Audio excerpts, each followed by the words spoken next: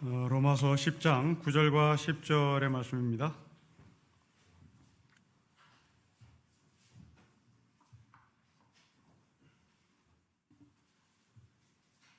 장 9절과 10절 말씀을 우리 함께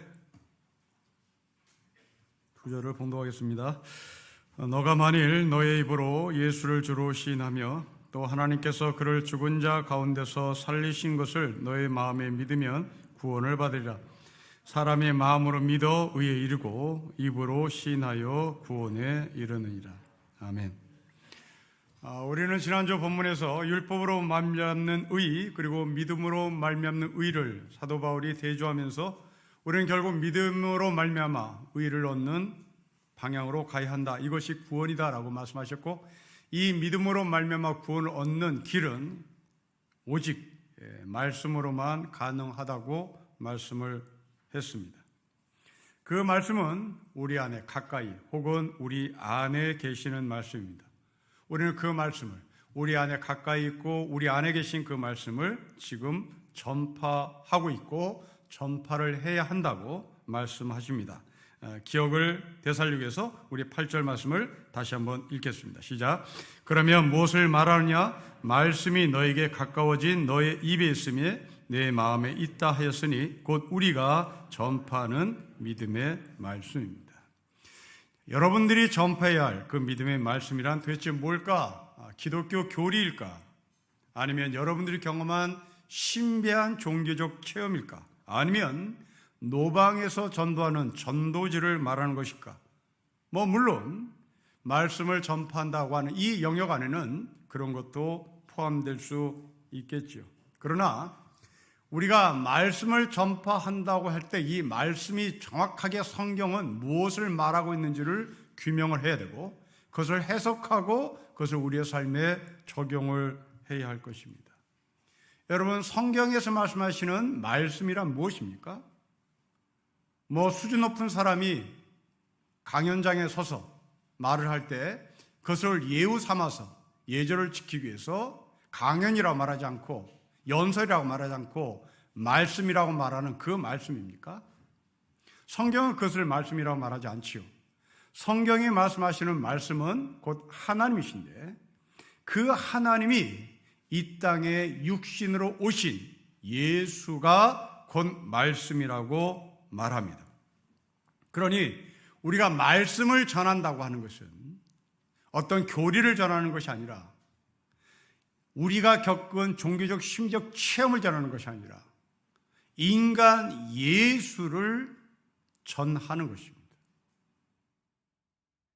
그 인간 예수라고 하는 말은 연설하는 예수가 아니라 예수의 삶 자체를 우리가 전파하는 것이고 그분을 소개하는 겁니다.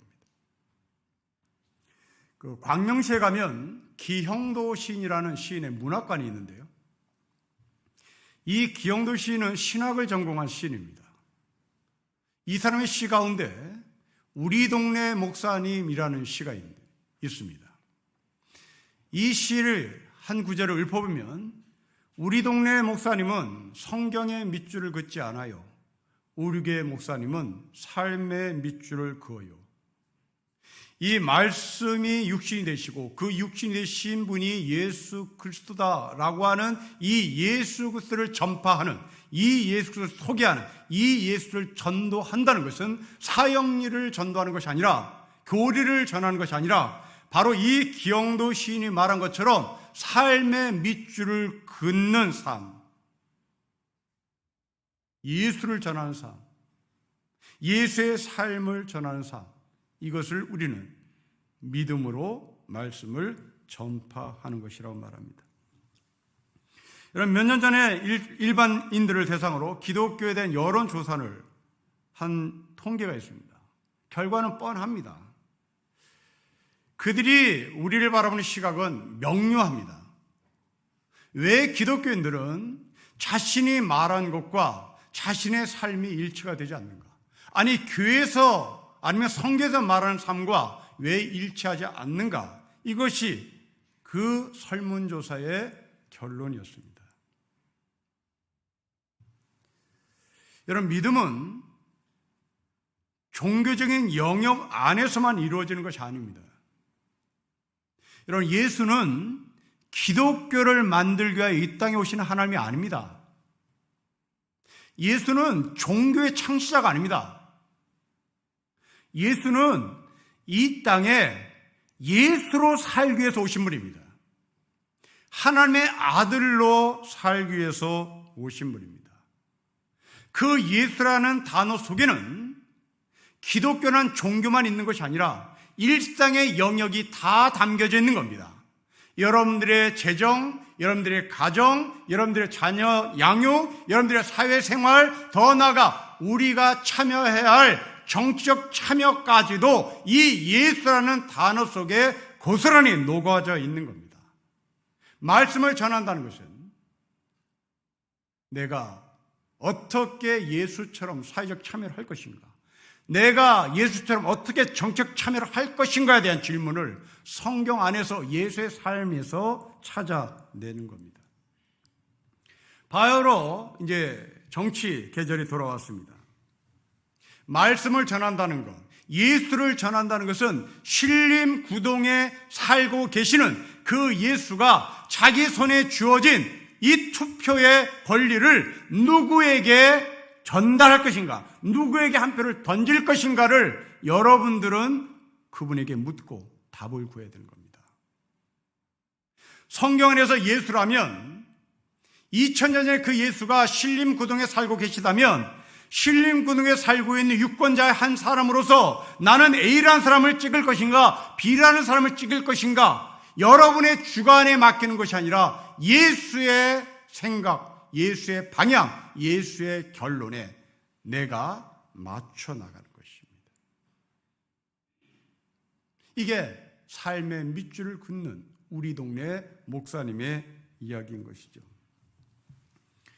세계는 우리가 두 가지를 성취했다는 것에 기염을 토하고 놀라고 있습니다.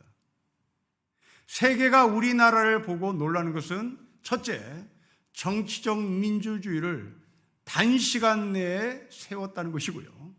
두 번째로 세계 강국으로 발돋움한 것입니다. 이 두 가지가 세계 사람들을 놀라게 했는데 이 자리까지 오는 동안 우리는 그냥 얻어진 것이 아닙니다. 때로는 깨어있는 성도들이 과격하게 정치 참여를 했고, 또 때로는 누군가는 소극적으로 은근하게 온유함으로 정치 참여를 했기 때문입니다. 비근한 여름 6년 전 광화문 광장에서 수백만 명의 시민들이 부패한 정치 권력을 향하여 촛불을 들면서 저항을 했습니다. 그 결과 이전보다 훨씬 수준 높은 정치적 민주주의를 우리는 손에 쥐었습니다. 그런데 여러분, 우리가 실제 생활하는 일상생활 속에서의 생활민주주의는 아직도 요연합니다. 우리는 청와대는 무서워하지 않습니다. 이만큼 우리는 정책 민주주의를 이뤄냈습니다. 검사 무서워하지 않습니다. 경찰 무서워하지 않습니다. 그런데 우리가 정말 무서워하는 사람은 여러분이 다니는 직장의 사장입니다. 당시 촛불을 든 그 시기와 맞물려 어느 모 항공회사 직원들이 같은 장소, 같은 시간에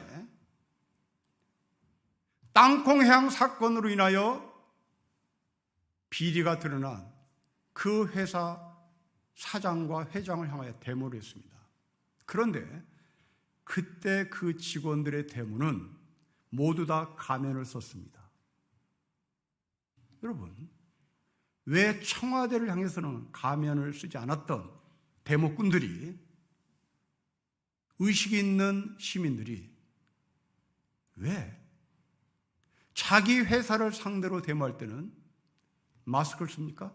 왜 가면을 씁니까? 그렇죠. 잘리니까요. 밥이 무서우니까요. 우리는 정치 권력 무서워하지 않습니다. 밥이 무섭습니다. 요연합니다. 오늘 회사의 사장의 비리가 드러나면 촛불 들 수 있겠습니까? 못 듭니다. 안 들어요. 저희가 학교 다닐 때 정치 데모를 하기 위해서 우리는 가면을 썼습니다. 그때 잡히면 죽으니까요. 그때 잡히면 고문을 당하니까요. 그때 잡히면 고문 당하다 죽을 수 있으니까요.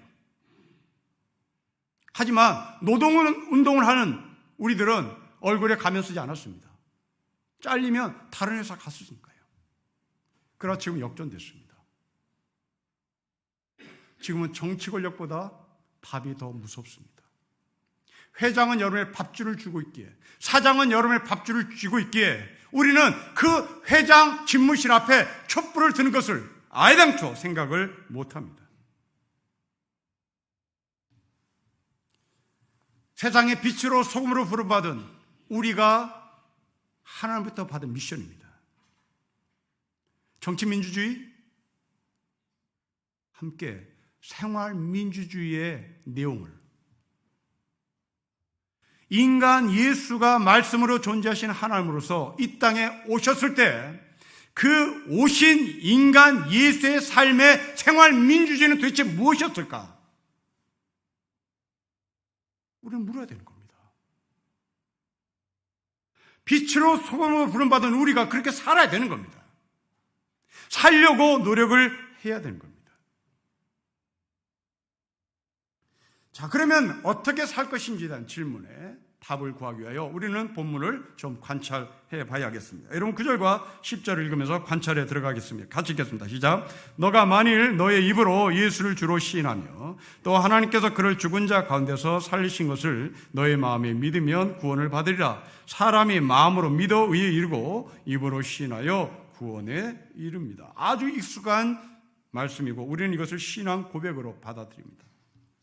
하지만 목사인 저로서 굉장히 신경질이 나는 이유는 9절과 10절을 굉장히 가볍게 여긴다고 하는데 저는 대단히 불쾌합니다. 여러분 이 9절과 10절을 가지고 아주 유치하게 가볍게 사용했던 여러분들의 삶이 있을 겁니다. 여러분들이 예수를 전할 때, 전도를 할 때 봐라, 입으로 믿으면 된대잖아, 마음으로 믿으면 된대잖아, 이렇게 쉬운 게 세상에 어딨냐, 나는 믿겨지지 않는데, 아니 그냥 입으로 신하라고, 이런 식으로 강요하고 이런 식으로 이 소중한 말씀을 유치하게 해석을 하고 사람들에게 강요를 했습니다. 정말 그럴까? 정말 그렇게 수준 낮은 이야기인가?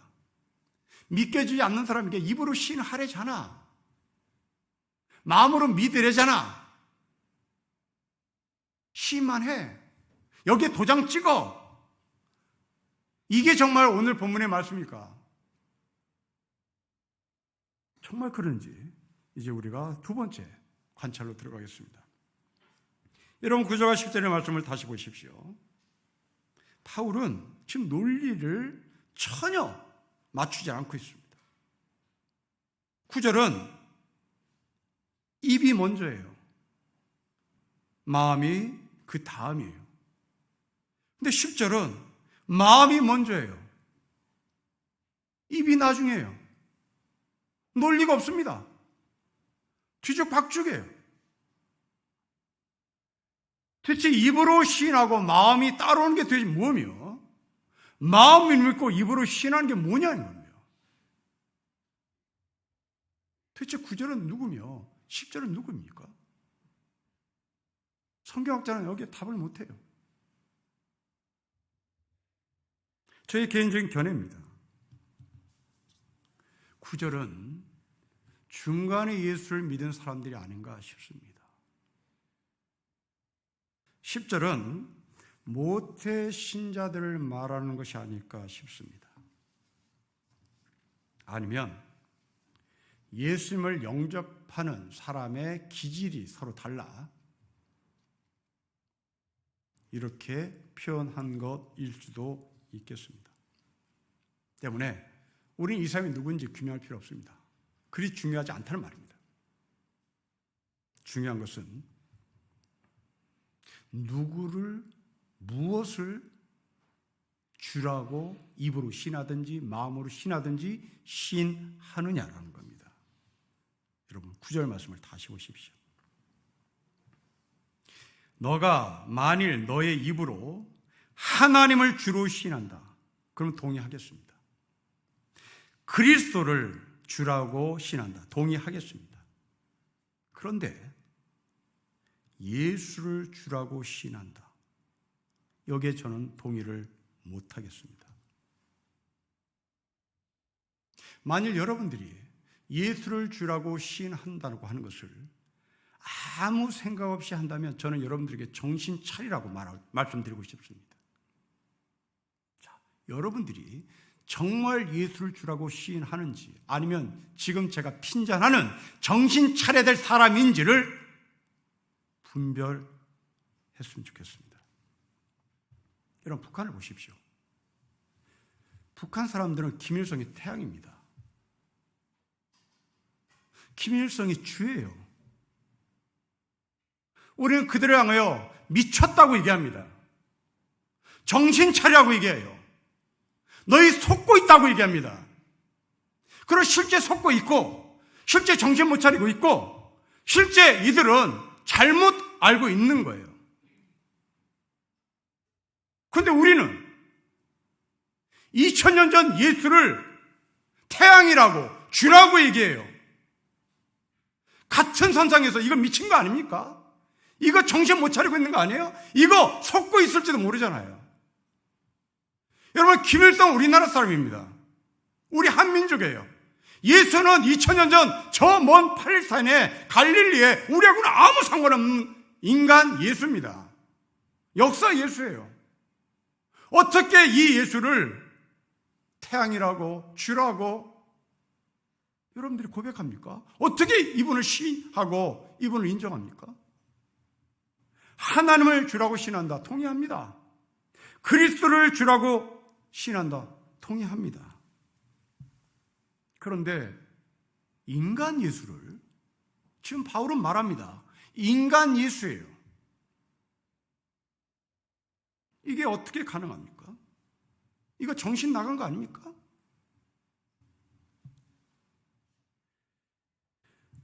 미국의 트럼프가 대통령이 되기 위해서 선거 유세를 하러 다닐 때 나는 무지한 사람들을 사랑합니다. 이걸 공개석상에서 얘기했어요. 여러분, 이 사람은 학력 낮은 사람을 사랑합니다. 힘없는 사람을 사랑합니다. 이렇게 말하지 않았어요. 무지한 사람, 문외자들을 사랑한다고 얘기했습니다. 왜요? 왜 문외한 사람들을 사랑한다고 얘기했습니까? 이 사람은 자기가 주물르고 싶었던 거죠. 생각이 있는 사람들은 주물지 못하니까요. 이 사람이 북한에 가서 지도자가 됐다면 정말 잘할 겁니다. 문외한 사람으로 만들어 놓고 자기가 원하는 칩을 심어 놓고 김일성처럼 북한 사람들이 눈물 흘리며 우리의 태양, 우리의 주라고 말할 수 있는 능력이 있을지도 모르겠습니다. 이런 북한의 사람들이 환호성을 지르며 발을 동동 구르며 눈물을 뚝뚝 흘리며 김일성 주석 만세, 김일성 우리의 태양, 우린 여기에 대해서 동의가 되냐 말이죠. 이런 면에서 인간 예수 앞에 우리가 눈물을 흘리고 발을 동동 구르고 박수를 치고 할렐루야 찬양하는 것이 도대체 정신 나간 짓인지 아니면 제대로 된 것인지를 여러분들이 분별해야 될 책임이 있지 않겠습니까? 이 땅의 지식인 가운데 민중은 개, 돼지라고 말하는 사람들, 그들은 자신이 바라보는 민중들은 문외자들이라고 생각한 거죠. 그래서 저들은 시간이 지나면 또 다 까먹어. 우리는 또 개, 돼지처럼 그들을 지배하면 되는 것이야. 이게 이들이 일반 시민을 바라보는 수준입니다. 자, 그러면 어떻게 예수를 주라고 시인하는 것인가? 이게 어떻게 가능한 것인가?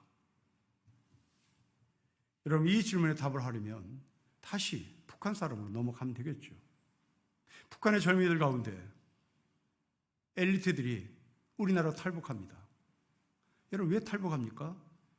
유학을 가서 김일성 주체 사상을 객관적으로 뜯어보니, 그리고 실제 민주주의가 이루어지는 서방의 국가들을 보니 속았다는 것을 알게 되는 거잖아요. 북한에서는 김일성 주체 사상을 가르쳐 주지도 않았고 그냥 주체 사상을 세뇌시킨 것뿐이고, 김일성 어록을 읽어보게도 하지 않고 김일성 어록을 연구하게도 하지 않고, 그런데 이런 젊은이들이 밖에 나와서 김일성 어록을 읽어보니, 주체 사상을 객관화시켜 보니 내가 속았구나 하고 튕겨져 나온 거 아닙니까? 그렇다면 우리가 인간 예수를 주라고 고백할 수 있는 길이 무엇입니까? 그렇습니다. 성경 읽는 겁니다.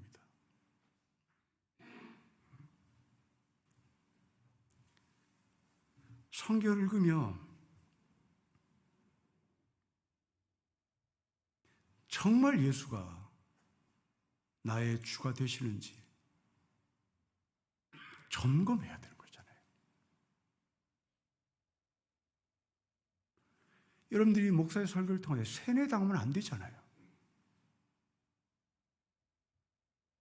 그럴듯하게 포장한 가짜 하나님을 여러분들이 하나님이라고 고백해서는 안 되는 거 아니겠습니까?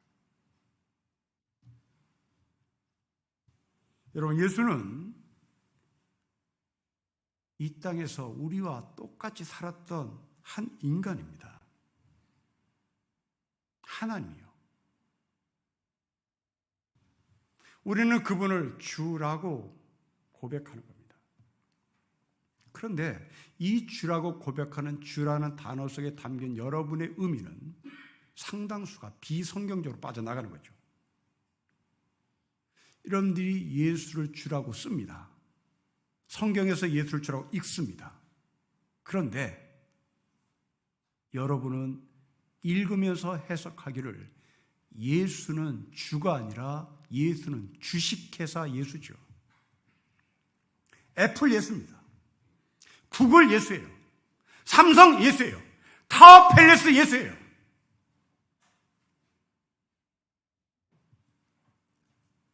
나의 전 삶의 주인이 아니에요. 나의 인격을 다 바쳐서 주라고 고백하는 예수가 아닙니다. 나에게 예수의 주인은 주식회사 예수기를 원하고, 그 주식회사 중에서도 애플 주식회사 예수가 되기를 원하고, 삼성의 주식을 나에게 주는 예수가 되기를 원하죠. 속고 있는 거죠. 여러분, 오랫동안 인도에서 선교사역을 했던 한 선교사가 강연을 마치고 내려오자 한 사람이 질문합니다. 목사님은 복음주의 목사입니까? 선교사가 말합니다. 나는 복음주의 목사가 아니다. 물론 이 사람을 스코틀랜드 장로교에서 목사 안수를 받은 복음주의 교단의 목사입니다. 그런데 이 사람이 나는 복음주의자가 아닙니다라고 말한 이유가 있습니다. 대단히 이 사람의 답은 신선합니다.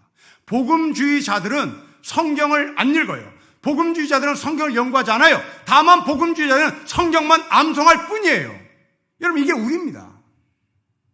여러분들은 성경을 연구하지 않아요. 여러분들은 성경을 암송할 뿐이에요. 이게 무슨 말인지 모르고 암송합니다. 요한복음 3장 16장을 암송하고 끝이에요.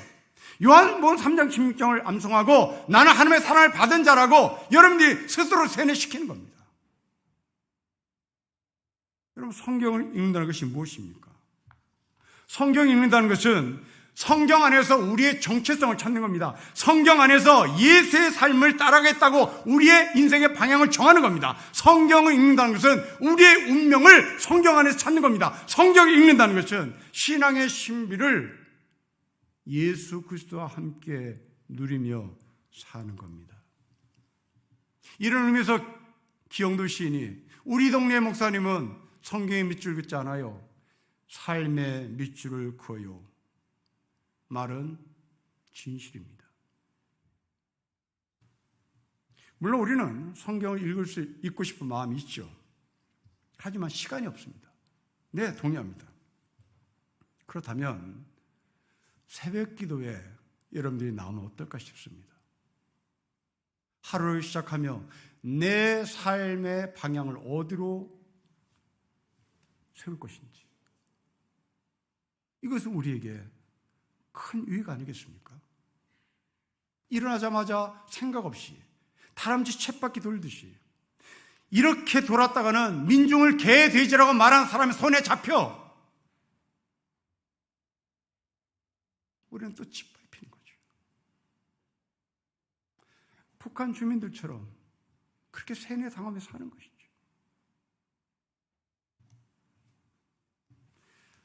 그 인간 예수가 우리에게 주 되신 이유가 무엇입니까? 여러분 9절 말씀 보십시다. 우리 같이 읽겠습니다. 시작. 너가 만일 너의 입으로 예수를 주로 시인하며 또 하나님께서 그를 죽은 자 가운데 살리신 것을 너의 마음에 믿으면 구원을 받습니다. 그 예수는 십자가에 죽으신 분입니다. 그 예수는 살아나신 분입니다. 이분이 우리의 주인이라고 시인하는 겁니다. 여러분, 주인은 책임을 져야 할 의무가 있습니다. 죽은 자를 책임지십니다. 그 책임지시는 예수님은 우리를 살려내십니다. 이것이 죽음과 부활입니다. 자, 이제 여러분들이 얻고 싶은 구원이 무엇입니까? 여러분이 얻고 싶은 해방과 자유가 무엇입니까? 여러분, 예수님은 우리의 죄를 짊어지셨습니다. 그 죄를 안고 십자가에 죽으셨습니다. 여러분, 이 말이 우리는 별로 와닿지 않습니다. 워낙 종교적인 용어로 전락했기 때문에 그렇습니다. 때문에 저는 십자가에 우리의 죄를 죽었다는 말을 살려내겠습니다. 생명의 언어로 바꿔보겠습니다. 여러분, 예수님께서 내 죄를 끌어안고 십자가에 죽으셨다는 말을 역사청산이라는 말로 바꿔보십시오. 여러분의 과거의 어두운 삶을 청산하는 겁니다. 내 죄를 짊어지고 십자가에 죽으신 하나님, 나의 역사를 청산하신 예수 그리스도, 우리의 사회에, 우리나라의 역사를 청산하시는 예수 그리스도, 이러면 살아납니다. 이게 무슨 뜻인지 피부로 다가옵니다. 우리는 국정농단 세력들을 청산하기 위하여 6년 전에 촛불을 들었습니다. 그런 것처럼 내 안에 있는 최순실, 내 안에 있는 박근혜, 내 안에 있는 김일성 청산해야 하는 겁니다. 이게 나의 죄를 짊어지고 십자가에 죽으신 예수님이십니다. 이 여러분의 무서운 끔찍한 어둠의 세력을 청산시켜 주신다면 우리는 그분이 주가 되겠죠. 자, 지난주 우리는 군사반란으로 권력을 쟁취한 전직 대통령이 세상을 떠나 이야기를 들었습니다. 분명한 것은 이 사람은 법적으로 전직 대통령의 이유가 박탈당한 사람입니다. 그럼 끝이에요. 더 이상 할 말이 없는 거예요. 그런데 왜 이 사람을 장례를 어떻게 치를 것인지 논쟁거리가 됩니까? 이게 왜 그렇습니까? 전직 대통령의 예우가 박탈당한 거예요. 더 이상 이 사람은 대통령이 아니에요. 이 사람은 그냥 C라는 이름을 붙일 사람밖에 못 됩니다.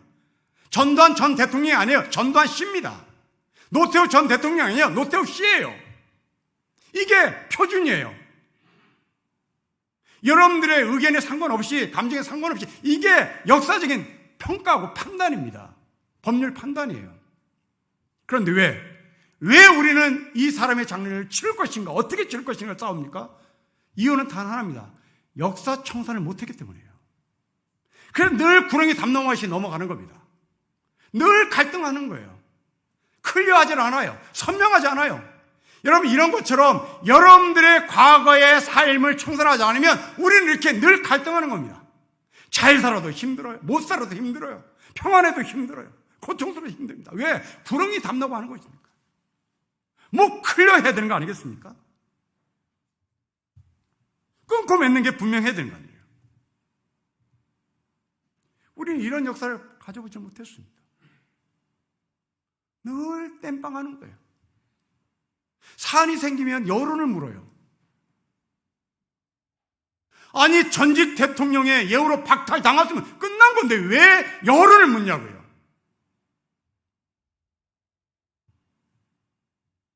여러분의 삶을 다시 되돌아보십시오. 왜 나의 삶이 이렇게 엉켜 있습니까? 왜 나는 잠을 자도 시원치 않습니까? 왜 나는 비싼 음식을 먹어도 편하지 않습니까? 왜 그렇습니까? 역사 청산을 이루지 못한 거 아니에요. 여러분 개인의 역사 청산을 이루지 못한 거잖아요.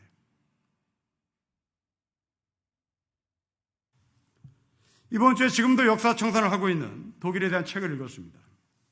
독일의 어느 마을에 집 현관에 또 어느 집의 대문에 히틀러에게 희생당한 유대인들을 추모하는 청동판들, 그 청동판 36개가 대문이나 현관에 세워져 있답니다. 가로 세로 높이 10cm 정도 되는 이 청동판을 돌 위에 세워 놓은 것이죠. 이 마을은 과거에 유대인들이 모여 살았던 유대인 게토 마을인데요. 이 마을에 살았던 유대인들은 히틀러에서 다 끌려갔고 거기서 겨우겨우 살아남은 사람이 다시 돌아와서 이제 자신들의 삶을 마감할 때까지 그 마을에서 살았습니다. 지금은 독일의 중산층 이상의 사람들이 살고 있는 마을입니다. 그러니까 대단히 중산층 이상이라고 하면 보수적인 사람들이죠. 이 마을에 한 예술가가 제안을 합니다. 여기에 살고 있었던 유대인들을 기억하자. 이유는 아우슈비츠 수용소에서 번호로 불렸던 유대인들을 이제 마을로 돌아와 마지막 살았던 이 거처에서 이들의 이름을 다시 되살려주는 것이 의미가 있지 않을까. 그 동네 사람들이 이것을 받아들여 36개의 기념비를 각 집집마다 세우는 것입니다. 그 중에 한 집에 글귀를 읽어드리겠습니다. 1943년 5월 19일 감옥으로 이송되어 1944년 아우슈비츠에서 살해당한 게르트루트 카우프만이 이 집에서 살았다. 40년 광주에서 죽은 그 사람들의 집 앞에 이 사람은 이렇게 해서 계엄군의 총에 맞아 죽었다. 이런 이야기인 겁니다. 우리나라 여행객이 하도 신기해서 이 글을 읽고 있을 때 그 마을의 할머니가 다가와서 말합니다. 아름답지요. 이렇게 과거를 불러내는 것은 더욱이 희생당한 사람의 과거를 잊지 않고 매일매일 우리가 마주한다는 것은 정말 아름다운 일이에요.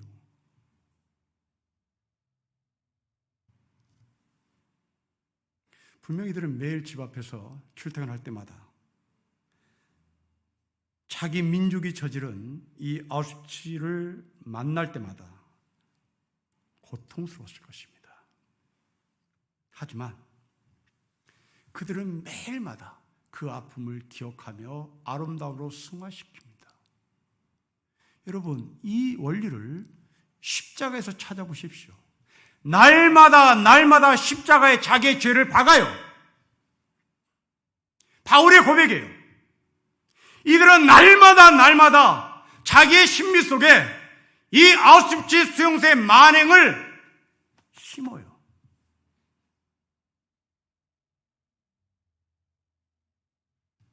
그리고 부활해요. 아름답다고 말해요. 한 젊은 여성은 이렇게 말합니다. 우리가 이렇게 하는 것은 우리가 마땅히 짊어져야 할 부담이죠. 우리는 지금 과거와 새롭게 만나는 방법을 이 청동판을 보면서 배워나가고 있습니다.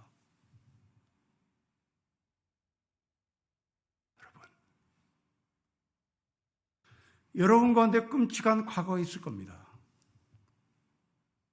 내 아버지가 누군지 모르는, 드라마에서 비슷한 여러분의 처지가 나올 때 가슴이 떨리는, 내 남편이 할까봐, 내 아내가 할까봐 전전긍긍하는, 이것을 어떻게 처리해야 되겠습니까? 십자가의 못을 박아야 되는 거잖아요. 여러분의 상처가 십자가의 덧입힘으로 말미암아 이제 여러분의 상처가 아니라 예수의 상처, 예수의 흔적, 십자가의 흔적이 남겨져야 되는 거잖아요. 이게 자유잖아요. 이게 해방이잖아요. 왜 우리는 예수를 믿는다고 하며 여러분들의 과거의 상처를 지금도 긁어대고 있습니까? 이것은 십자가의 그 상처를 못 받지 않았기 때문에 그런 거잖아요. 왜 내가 고아라는 사실을, 내가 아버지가 누구인지도 모르는 사실을 왜 끌어안고 상처기를 내고 사십니까? 거기에 십자가를 세워야죠. 그것을 십자가에 못 박아야죠. 그래서 여러분의 상처가 아니라, 여러분의 흔적이 아니라 예수의 흔적이 거기에 존재해야 되는 거죠. 그 예수의 흔적이 부활로 연결되는 거죠. 여러분들의 상처가 부활로 연결되지 않습니다. 심리학자들이 말하는 상처치가 아닙니다. 잊으세요, 잊으세요 아닙니다. 그걸 좋게 생각하세요, 좋게 생각 아닙니다. 여러분, 누가 우리의 과거를 좋게 생각한다고 말합니까? 그것은 심리학자들이 하는 얘기입니다. 그건 위로자들이 하는 얘기입니다. 성경은 그렇게 말하지 않습니다. 여러분의 과거는 추악하다. 그런데 그 추악함이 아름다움으로 바뀔 수 있는 유일한 길은 거기에 십자가를 세우는 것이다. 그 십자가에 여러분의 추악한 과거를 못 박는 것이다. 이게 사도 바울의 고백입니다. 나는 날마다 십자가에 나를 못 박는다. 그리고 나는 내 몸에 예수의 흔적이 있다.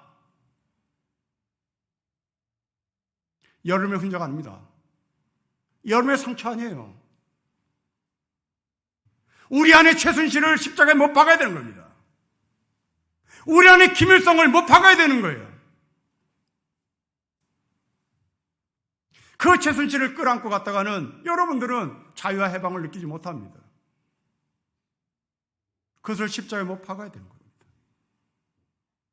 아버지가 누군지 모르는, 어머니가 누군지 모르는 우리 가운데 있습니까? 그것을 지금 우려먹고 있습니까? 나는 엮이는 가정에서 태어나서 이 모양이야, 그렇게 살아가십니까? 아닙니다. 엮이는 가정이건 숨기는 가정이든 우리 모두는 다 최순실입니다. 우리 모두는 다 박근혜의 요소를 갖고 있습니다. 해방될 수 있는 유일한 길은 십자가예요. 그것을 못 박는 겁니다. 이것이 부활입니다. 날마다 우리는 십자가에 우리의 과거를 묻지 않으면 우리는 갈팡질팡한 인생을 살 수밖에 없습니다. 부활합시다. 다시 새롭게 삽시다. 그것은 십자가로만 가능합니다. 여러분의 역사를, 여러분의 과거를, 여러분의 어둠을 날마다 청산해야 하는 것입니다. 그로 인하여 우리는 정말 멋지게, 정말 클리어하게, 심플하게 이 세상을 평안 가운데 사는 진정한 하늘의 백성이 되시기를 주 이름으로 축복합니다. 기도하겠습니다. 우리의 과거를 끌어안고 사는 인생이 아니라 우리의 상처를 끌어안고 생채기내며 사는 존재가 아니라 그 상처에 십자가를 세우게 하셔서 십자가의 흔적으로 남게 하시고 십자가의 상처로 남게 하시고 그 십자가의 흔적과 상처가 부활로 연결되는 하늘의 축복을 누리는 신림교회 성도되게 하옵소서. 주 예수 그리스도의 이름으로 기도합니다. 아멘.